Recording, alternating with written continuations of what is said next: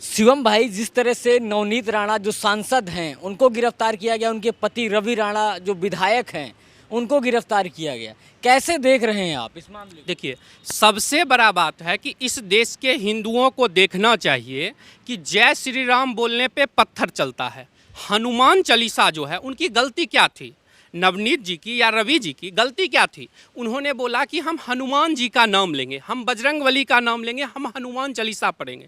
ये तो सैकड़ों वर्षों से लोग कर रहे हैं, मेरे पूर्वज सब पढ़े हनुमान चालीसा। तो भाई, हनुमान चालीसा पढ़ना इस देश में गुनाह कैसे हो गया? अगर आप जय श्री राम बोलते हैं तो आप पे पेट्रोल बम फेंका जाएगा, पत्थर फेंका जाएगा, आपके घर में आग लगा दिया जाएगा। पश्चिम बंगाल में अगर आप जय श्री राम बोलते हैं तो ममता दीदी बोलती है गाली दीछी, गाली दीछी।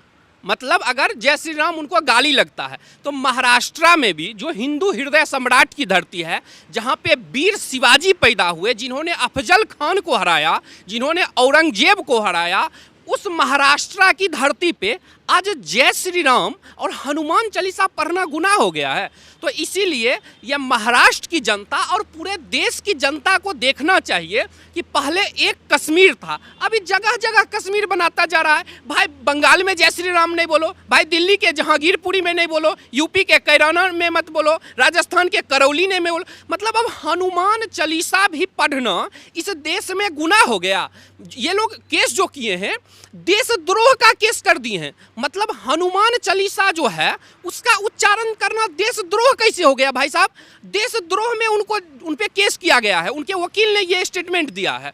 उन पे तरह तरह का साजिश करके उनको फंसाया जा रहा है, एक महिला पे आक्रमण किया जा रहा है। और जितने ये फेमिनिज्म का चैंपियन है सब चुप है। जो नवनीत राणा जी और रवि राणा जी हैं, इनकी गलती सिर्फ इतनी है कि इन्होंने बोला कि भाई हम हनुमान चालीसा, यही बोलते हैं कि भाई, कहते हैं एक और चीज़, एक फैक्चुअल बात मैं बता देता हूँ, ये बोले सोशल हार्मोनी खराब किया जा रहा है। भाई, हनुमान चालीसा पढ़ने से मैं देश के हिंदुओं से पूछता हूं कि आप जवाब दें हमें कि हनुमान चालीसा बोलने से किसकी भावना आहत हो जाएगी? मस्जिद पे लाउड स्पीकर लगा करके दिन में 5 बार चिल्लाने से किसी की भावना आहत नहीं होती है। रोड जाम करके, ट्रैफिक रोक करके चिल्लाने से क्या होता है? सद्भावना आहत नहीं होता है, देशद्रोह नहीं होता है। लैंड जिहाद से, लव जिहाद से देशद्रोह नहीं होता है, उससे सामाजिक सद्भावना नहीं बिगड़ता है। हनुमान चालीसा पढ़ने से सामाजिक सद्भावना बिगड़ता है।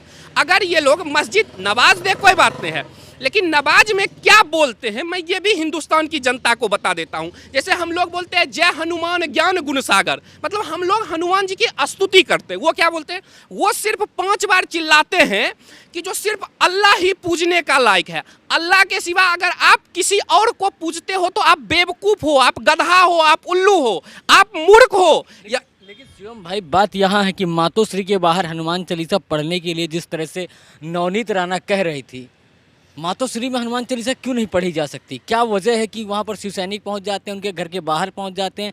क्या कारण है? क्या उद्धव ठाकरे डर गए हैं? देखिए, उद्धव ठाकरे जी जो हैं, इनकी मजबूरी बन गई है कि ये सत्ता के लिए आदमी जो है, इंसान जैसे केजरीवाल है, आया था समाज सेवा के लिए, लेकिन क्या हुआ? कुर्सी और पैसा के लालच में आके फंस गया।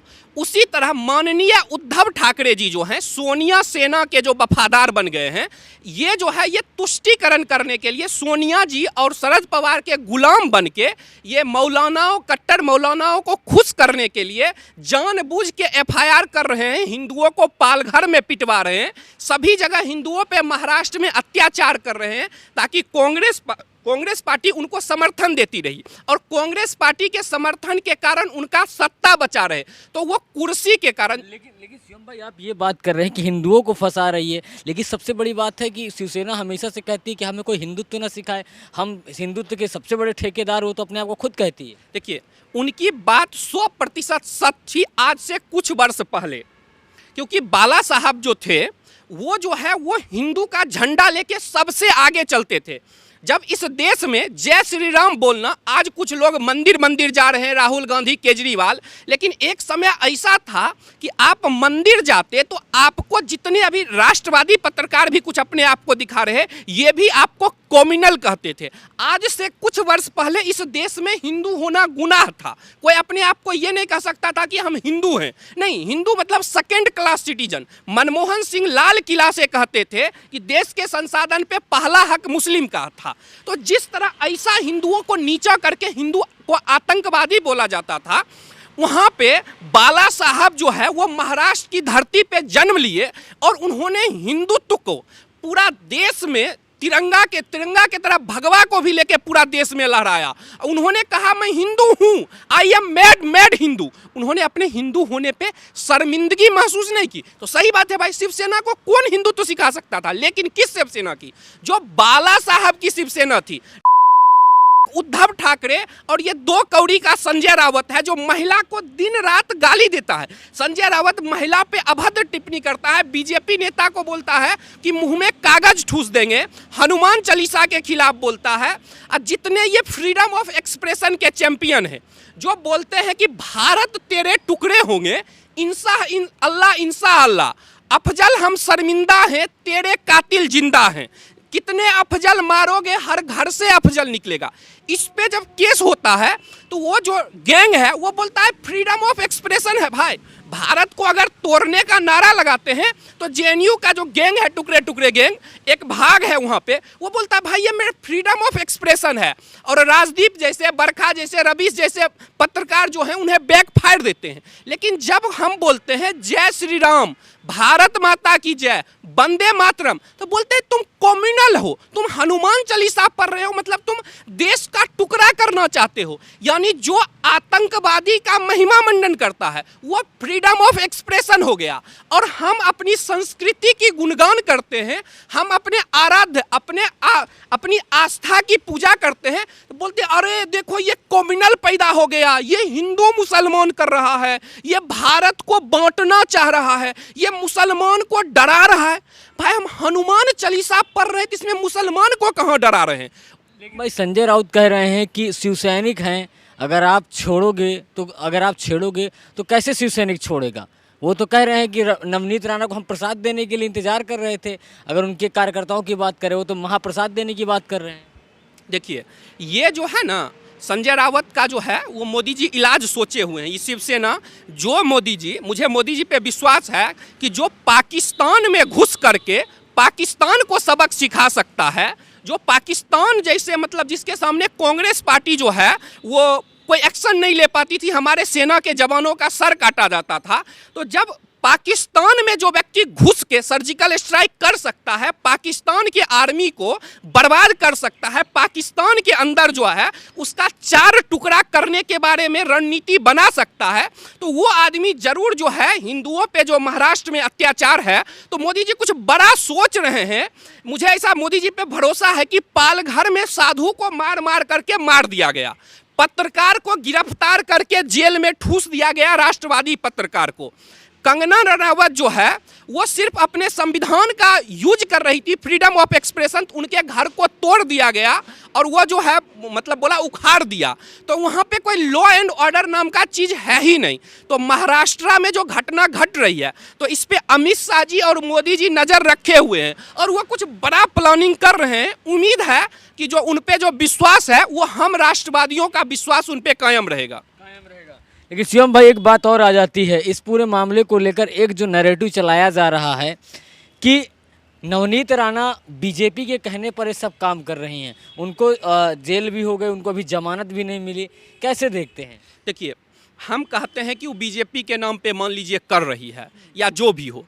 भाई, तुम ये बता दो कि बीजेपी के कहने पे जाके हम महाराष्ट्र में जय श्री राम बोले तो तुम क्या गलती है? अगर बीजेपी के मान लो बीजेपी हमें महाराष्ट्र भेजी, बोली जाओ तुम जय श्री राम बोलो, वंदे मातरम बोलो, भारत माता की जय बोलो, तो अगर बीजेपी के भेजने पे ही अगर जाके हम बोले तो क्या दिक्कत है भाई? भगवान के नाम लेने पे आप कहते हो हम मारेंगे, एक महिला को कहते हो मारेंगे, आप धमकी देते हो ओपनली। और जितने अपने आप को फ्रीडम ऑफ एक्सप्रेशन के चैंपियन हैं, जो बोलते हैं देश में इनटॉलरेंस आ गया है, सबसे ज़्यादा तो महाराष्ट्र में ही बैठे हैं। चाहे वो आमिर खान है जिनको भारत में डर लगता था, चाहे वो स्वरा भास्कर हो, तापसी पन्नू हो, चाहे दिल्ली में बैठे पत्रकार साक्षी जोशी हो, अजीत अंजुम हो, जितना इस लोग का गैंग है, सब जब महाराष्ट्र में जो है आज ना संविधान खतरे में आ रहा है, ये लोग चिल्लाते हैं संविधान खतरे में आ गया, देश रहने लायक नहीं बचा। आज महाराष्ट्र में क्या नहीं हो रहा है? संविधान को कुचला जा रहा है, महिला को मारा जा रहा है, साधु को मारा जा रहा है, हर चीज। कोई ऐसा कुकर्म नहीं बचा है जो महाराष्ट्र में नहीं हो रहा है, सारा कुकर्म हो रहा है। सबसे हिपोक्रेसी देखिए, पीएफआई का एक नेता है अब्दुल मतीन शेखौनी, ये जो है ओपनली जो है धमकी देता है काट मार की, हत्या की। इस पे कोई एक्शन नहीं लिया जाता है, इसको हेट स्पीच नहीं बोला जाता है। जो कपिल मिश्रा बोलते थे कि देश के गद्दारों को गोली मारो, सिर्फ ट्रेटर जो गद्दार है जो देश, तो उस पे बोलते थे कि ये हेट स्पीच है। लेकिन जब महाराष्ट्र में अब्दुल मतीन शेखौनी जो है वो काट मार की बात करता है, बदला की बात करता है, तो उस पर एक्शन नहीं लेते हैं। एक्शन किस पे लेते हैं? जो भगवान राम की नाम लेते हैं, जो माँ दुर्गा का नाम लेते हैं। पीएफआई जो है ये एक सॉन्ग निकालती है, ये जो इस्लाम में अभी चल रहा है इफ्तियार वगैरह, इनका जो त्यौहार चल रहा है, तो उसमें जो है वीडियो निकालती है कि आप अपने इनकम का 10% हमें हिंदुओं से लड़ने के लिए दीजिए। भारत पे इस्लाम का राज लाने के लिए ओपनली वीडियो रिलीज करता है। पीएफआई का नेता महाराष्ट्र में धमकी देता है, ये एआईएमआईएम का नेता महाराष्ट्र में धमकी देता है, और ये जो सोनिया सेना है ये कोई एक्शन नहीं लेती है उस महाराष्ट्र की धरती पे, जिस महाराष्ट्र में जो है बाला साहब जैसे हिंदू शेर पैदा हुए थे। और ये जो कुछ अपने आप को क्रांतिकारी पत्रकार जो अपने आप को क्रांतिकारी पत्रकार बोलते हैं, चाहे वो अमेरिका का न्यूज़पेपर हो, चाहे वो ब्रिटिश न्यूज़पेपर हो, ये सब जो है ये कहते हैं भारत में रहने लायक नहीं बचा। आज जब महाराष्ट्र में जो लोगों को, निर्दोष लोगों पे लाठी मारा जा रहा है, बीजेपी के नेता जो हैं वो सिर्फ जाके नवनीत राणा जी से उनसे मिलने गए तो उस नेता के यहाँ से खून गिर रहा है, वो वीडियो भी अवेलेबल है। और तमाम बीजेपी के नेता जहाँ जाए वहाँ पत्थरबाजी होती है, उन पे हमला होती है, हिंदुओं को मारा जाता है, लेकिन इनका जो तमाम गैंग है कोई कुछ नहीं बोल रहा है इस घटना पे।